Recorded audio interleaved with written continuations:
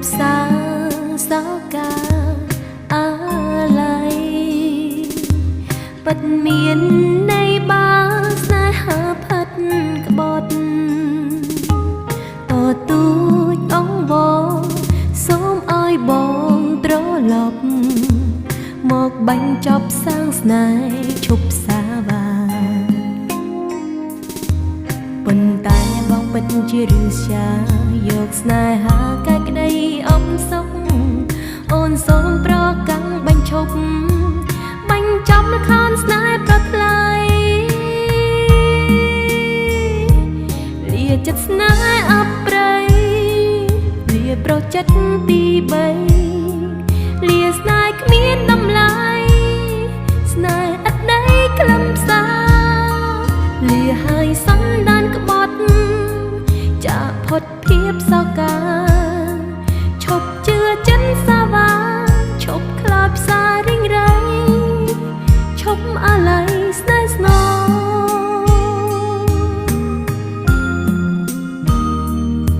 ស្នេហ៍បងគិតបងគ្មានលហើយបងប្រែលោកក្បត់លួចលាក់ក្រោយខ្នងបងវាយបងវៀងដងសាមិនឲ្យឆ្កងប៉ុណ្ណឹងមកឲ្យបងសូមមេត្តាប៉ុន្តែបងពិតជាឬសាយកស្នេហាកាយក្តីអបសុខអូនសូមប្រកាន់បញ្ឈប់បញ្ចប់លខនស្នេហ៍ប្រថ្លៃលាចិត្តស្នេហ៍អប្រៃលាប្រចិត្តទី3លាស្នេហ៍គ្មានតម្លៃស្នេហ៍អត់ដីក្លឹមសា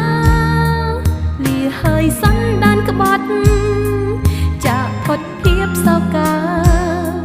ឈប់ជឿចិនសាវាឈប់ខ្លោចផ្សារិញរៃ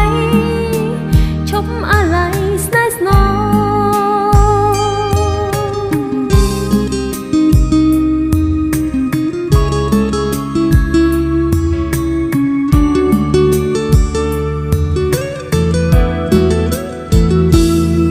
ចិត្តស្នេហ៍អប្រៃលាប្រចិត្តទី3លាស្នេហ៍គ្មានតម្លៃស្នេហ៍អត់ដីក្លឹមសាលាហើយសន្តានក្បត់ចាផុតភាពសោកាឈប់ជឿ